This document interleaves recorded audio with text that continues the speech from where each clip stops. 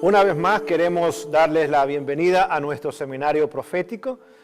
Una vez más iremos al libro de Apocalipsis y hoy vamos a estudiar el capítulo 9. En el libro de Apocalipsis encontramos tres poderes que surgen del abismo.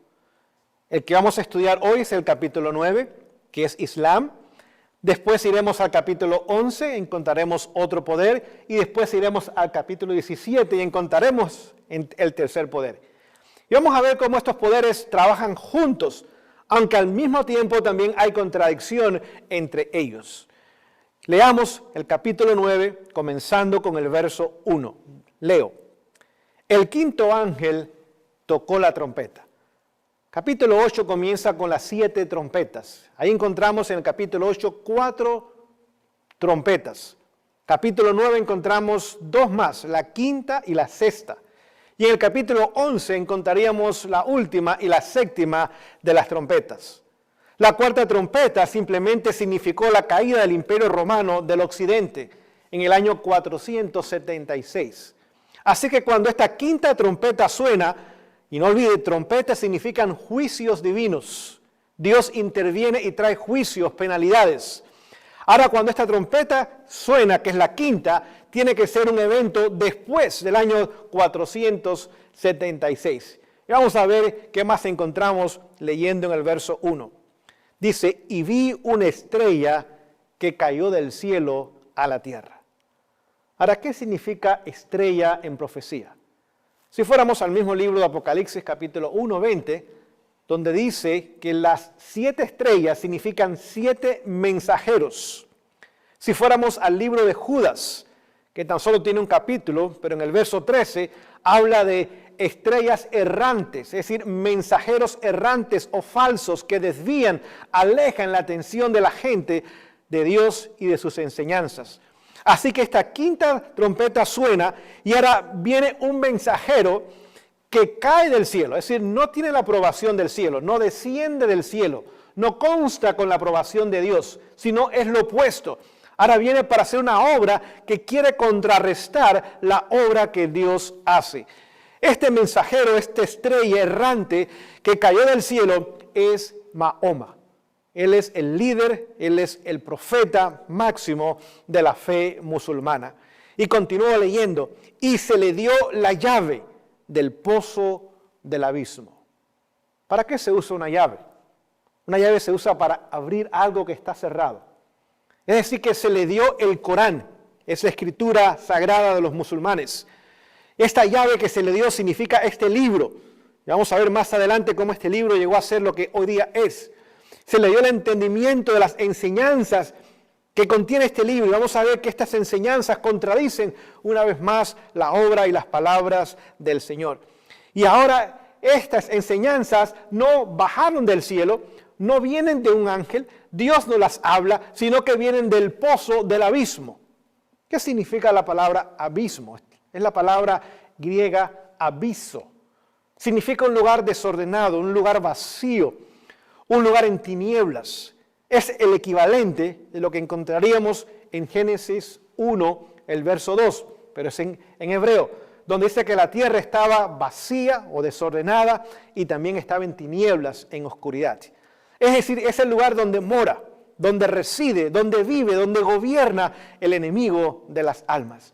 Así que se le dio a este mensajero falso que cae del cielo, ahora se le dio el entendimiento, el libro del Corán con enseñanzas que no vienen del cielo, sino vienen del abismo. Vamos a ver lo que dice el verso 2. Y abrió el pozo del abismo, para eso tenía la llave, y subió humo del pozo como humo de un gran horno. Note, cuando el pozo del abismo se abre, lo que surge de él es humo. No sale luz, no sale verdad, sale humo. ¿Y cuál es el objetivo de este humo? Dice, y se oscureció el sol y el aire por el humo del pozo. ¿Qué significa el sol en la Biblia? Malaquías 4:2 claramente nos dice que Jesús es el sol de justicia, que trae sanidad sobre sus alas. Cuando Jesús se transfiguró, ahí en el monte de la transfiguración, estaba Pedro, estaba Santiago y estaba Juan, Dice que su rostro brilló como el sol. Es más, en el capítulo 1 de Apocalipsis encontramos la descripción de Jesús y otra vez es como el sol que brilla. Es decir, que las enseñanzas del Corán lo que hacen es oscurecer con este humo la obra, la luz del sol, la luz de Jesús, de su mensaje, de su palabra, oscurece ahora su ministerio y también sus enseñanzas y su palabra. Pero no tan solo el sol. Dice también acá que el aire por el humo del pozo. ¿Qué significa el aire? Si fuéramos al Evangelio de Juan, el capítulo 3, el verso 8, vemos que Jesús ahí está hablando con Nicodemo. Y le dice que la obra del Espíritu es como el aire, que sopla y sabemos que está soplando, pero no sabemos de dónde viene ni a dónde va. Así que cuando el aire se oscurece, es que también las enseñanzas del Corán ocultan la obra, el ministerio y la presencia del Espíritu Santo. Ahora tenemos que darnos cuenta lo que estamos comenzando a leer. Vamos a ver un poquito de la historia para que podamos ver el trasfondo profético y podamos unir la historia otra vez con la palabra de Dios. En el año 570 después de Jesús, en el siglo VI, ahora nació Mahoma, allá en Arabia Saudita. Su padre era un hombre de negocios, tuvo varios hijos, incluyéndolo obviamente a él. Y este hombre, ahora en su juventud, cuando tenía 25 años, se casó con una señora llamada Khadija. Esta señora era 15 años mayor que él, era una mujer rica, una mujer que tenía dinero y posesiones. Aunque su familia más o menos era acomodada, no tenía la misma posición económica que contaba con esta señora. En el año 610, dice él, recibir su primera visión en una cueva cerca de Meca. Gabriel, dice él, le da el mensaje y simplemente le dice: Alá, es el nombre árabe por Dios, que significa Dios, es el único Dios y tú, Mahoma, eres su profeta. Él tenía la costumbre cada año, por un mes, ir a una cueva. Y es lo que más tarde llegó a ser conocido como el mes de Ramadán. Y en aquella cueva él oraba, él meditaba. Es ahí donde él dice que recibió estas visiones, estas palabras, estas enseñanzas del ángel Gabriel. Y es ahí donde ahora comienza él a promover su nueva religión, su nueva forma de pensar y de ver las cosas. Ahora, la historia nos dice que allá en Arabia Saudita, las tribus que moraban tenían muchos dioses, eran politeístas. Y los sabianos, que eran los que vivían en aquella región, eran los que mayormente poblaban a Mesopotamia, adoraban el dios Luna y la diosa Sol. Así que era un poquito diferente a otros paganos, que el dios era el sol y la diosa era la luna. Para ellos era lo opuesto, la diosa era el sol y el dios era la luna. Ahora vamos a darnos cuenta que esta diosa y este dios, la luna y el sol, se unieron y tuvieron 3 hijas. Estas 3 hijas llegaron a ser con el tiempo diosas también. Más tarde se convirtieron en ídolos y fueron adoradas en la historia de aquel entonces como las hijas de Alá.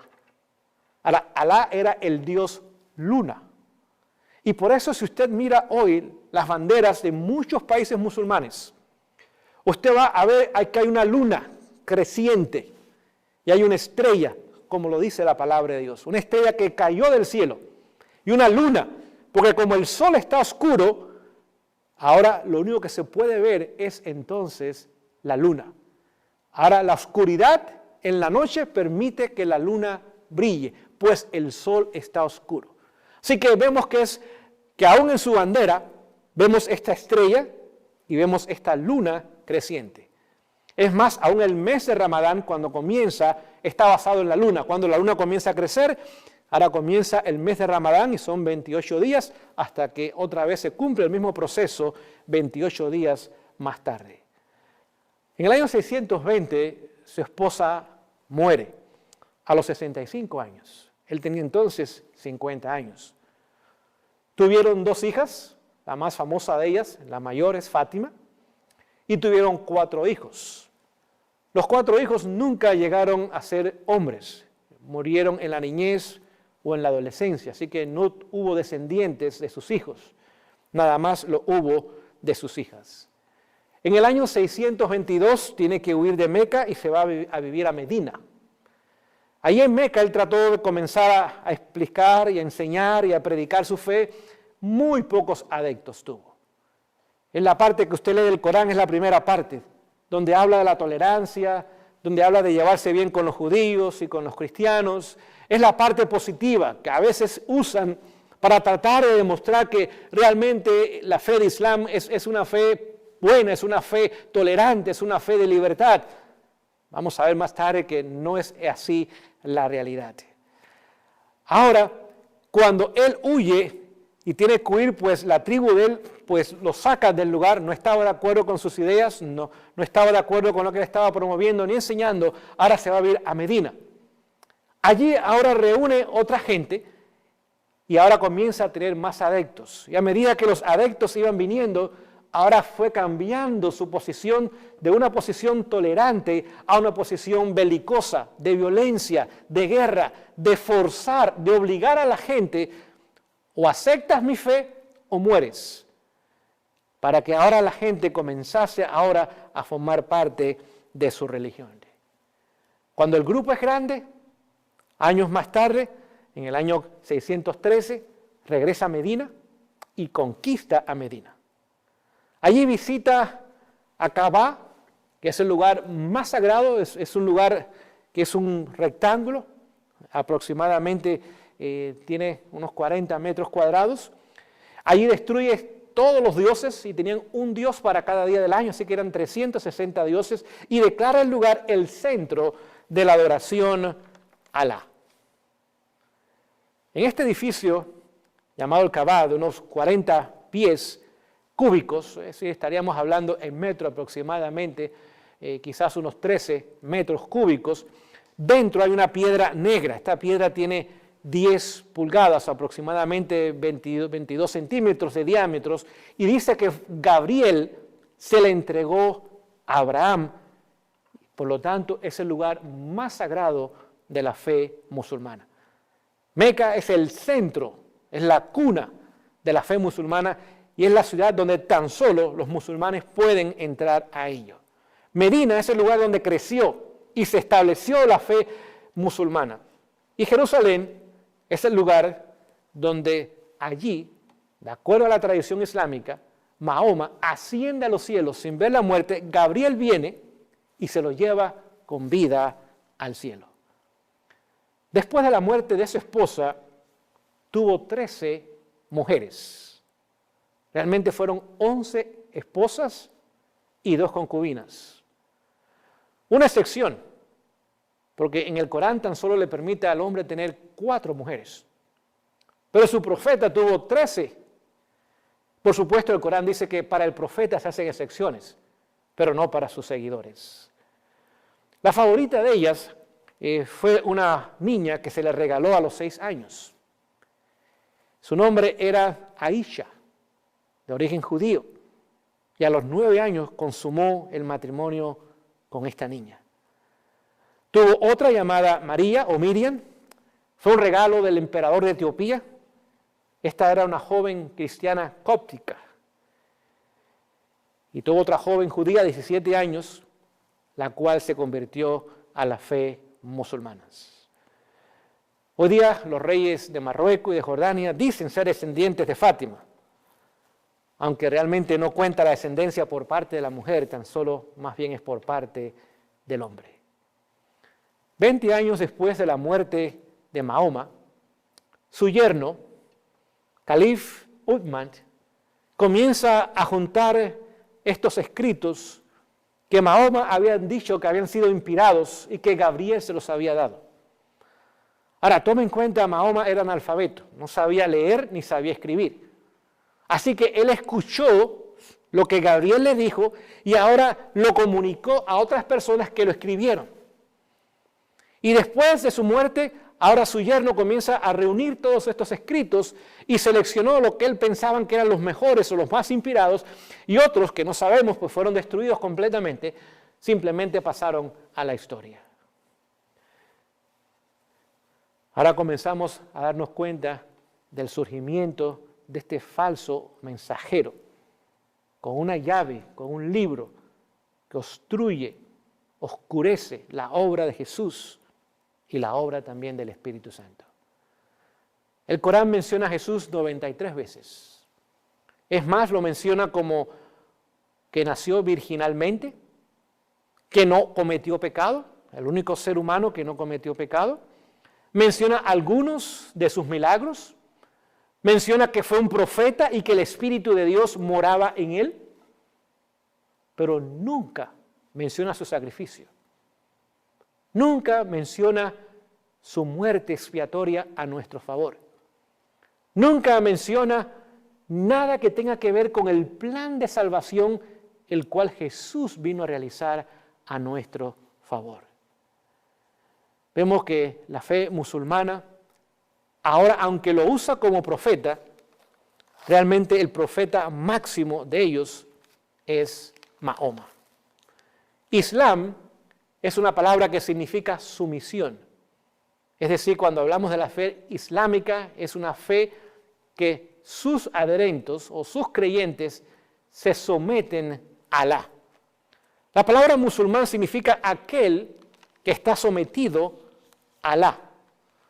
Por lo tanto, si sea musulmán, que es aquel que está sometido a su voluntad, o sea Islam, aquel que se somete, prácticamente tiene el mismo significado. Una vez que el libro fue puesto como un libro, todos estos escritos se reunieron, ahora se formó el Corán. Y lo que significa es la palabra recitar. Por eso cuando ellos oran, lo que hacen es recitar porciones del Corán. El Corán fue escrito en el idioma angelical, en árabe. Y si usted lo traduce a cualquier otro idioma, ya no es un libro inspirado, aunque sea el mismo contenido. A diferencia de la Biblia, que usted tiene la Biblia en muchos idiomas y dialectos y todavía es un libro inspirado. Para ellos la única forma que es inspirado es si se mantiene sus escrituras en la lengua del cielo, en la lengua de Dios, en la lengua de los ángeles, en la lengua de su profeta Mahoma. El Corán aproximadamente tiene unas 300 páginas, es más o menos el tamaño del Nuevo Testamento. Se divide en suras o capítulos y tiene 114 capítulos, sesiones o suras y aproximadamente unos 6.000 versículos. En el Corán encontramos 28 profetas. 21 de ellos se mencionan en la Biblia, interesante. 18 en el Antiguo Testamento y 3 en el Nuevo Testamento, obviamente incluyendo a Jesús, a Zacarías y también a su hijo Juan el Bautista. Así que vemos estos 3 profetas, los tomó del Nuevo Testamento y 18 profetas o personajes fueron tomados del Antiguo Testamento y forman parte de los 28 profetas del Corán. Es más, aún Alejandro el Grande, de acuerdo al Corán, es también o fue también un profeta. Para entender la fe musulmana tenemos que entender sus pilares, sus enseñanzas, sus costumbres, sus hábitos, sus tradiciones. Y tiene 5 pilares. El primer de ellos se llama Shahada. Y simplemente es una confesión de fe, la cual dice, hay un solo Dios, Alá, y Mahoma, su profeta. Cuando nace un niño, cuando se circuncida un niño, cuando hay una boda, cuando hay una comida, cuando se va a la guerra, cuando se va a enterrar a alguien, esta declaración de fe continuamente se repite a la persona. El segundo pilar es lo que se llama Salah, donde se debe orar 5 veces al día. Y si usted vive en un mundo musulmán, desde las 5 de la mañana usted va a escuchar el llamado a la oración. Y van a haber 5 llamados durante el día para que la gente vaya a la mezquita, es el lugar apropiado para ellos orar. En la mañana, al mediodía, en la tarde, al anochecer y en la noche una vez más. Cuando van a la mezquita deben lavar sus ropas, sus cuerpos tienen que estar limpios, como debe estar el lugar de la oración. Usted va a ver que afuera hay un lugar donde la gente se lavan sus manos y se lavan sus pies, se quitan sus zapatos y ahora con reverencia entran a la mezquita y es allí donde ellos tienen su culto. Va a notar que parte de su culto es la adoración, y es la oración. Y ellos oran, y 34 veces su frente debe llegar hasta el piso o la tierra. Señal de completa sumisión, de completa reverencia a Alá. Y estas oraciones se repiten cada vez que las personas van a la mezquita. El quinto o el tercer pilar es la ofrenda, o sea, llamado zakat. Es decir, durante el mes de Ramadán ellos dan 2.5% de sus entradas a los pobres o a alguna causa que ellos consideren justa y buena. Lo cuarto es el ayuno, es el mes de Ramadán, es el mes noveno. Y durante el día no pueden comer, no pueden tomar, no pueden fumar, no pueden hacer nada que traiga placer, no pueden tener relaciones con su esposa, no pueden escuchar música, nada que pueda traer a ellos placer. Simplemente está para leer el Corán y está para estar en meditación durante ese tiempo. Una vez que se oculte el sol en la noche, ahora sí pueden regresar a comer y tener las demás actividades que tuvieran durante cualquier día del año normal. El último pilar, el quinto pilar del Islam, es ir a Meca. Es un peregrinaje, se llama Hajj. Y es obligatorio para los hombres, y casi para todos, excepto si la persona es muy pobre, obviamente, o está muy enfermo y no puede ir. Pero si puede, la persona debe de ir. Las mujeres pueden ir, pero deben ir acompañadas de su esposo, o de su padre, o de sus hermanos. Sola no se les permite ir. El ritual que toma lugar allá en Meca toma 6 días. Así que cuando van, toman su tiempo para poder ellos hacer todos sus rituales. Ellos creen que los ángeles fueron creados de la luz y que cada persona tiene 2 ángeles a un lado. Uno para anotar lo bueno, otro para anotar lo malo. El paraíso para ellos simplemente es un lugar de abundancia, de agua, de corrientes, de vinos. Están vestidos de seda y hay vírgenes de ojos negros que le esperan a los hombres que vayan allá.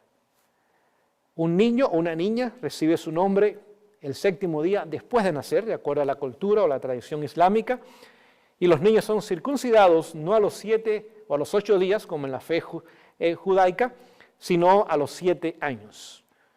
El matrimonio puede comenzar desde los 12 años de edad.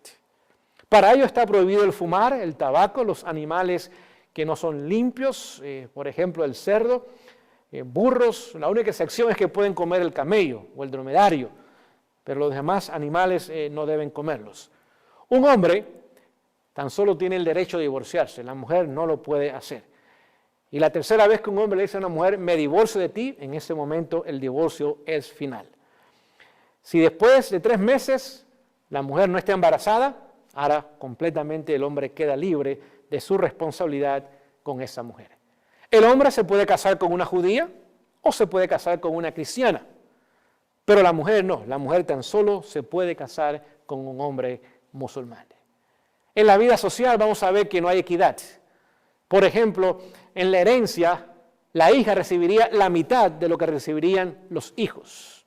En una corte, 2 mujeres o 2 testigos que sean femeninas equivale a un testigo que es hombre. En un banco, tan solo las mujeres pueden atender a las mujeres y los hombres a los hombres. Y aún cuando van a la iglesia, o no a la iglesia, a la mezquita, las mujeres quedan detrás, mientras que los hombres, con los niños mayores y jóvenes, ahora pueden pasar a la parte de adelante. A una mujer no se le permite manejar sola, debe estar siempre acompañada de su esposo, ni puede salir sola también, debe estar acompañada de su padre o de su esposo, y debe estar continuamente en la presencia de otra persona, su padre, su esposo o un hermano mayor. Vemos ahora los pilares fundamentales y las creencias y cómo todas estas cosas simplemente ayudan a oscurecer la obra y el ministerio de Jesús y también la obra y el ministerio del Espíritu Santo. En el Corán no hay necesidad de un sacrificio expiatorio. La salvación es por obras.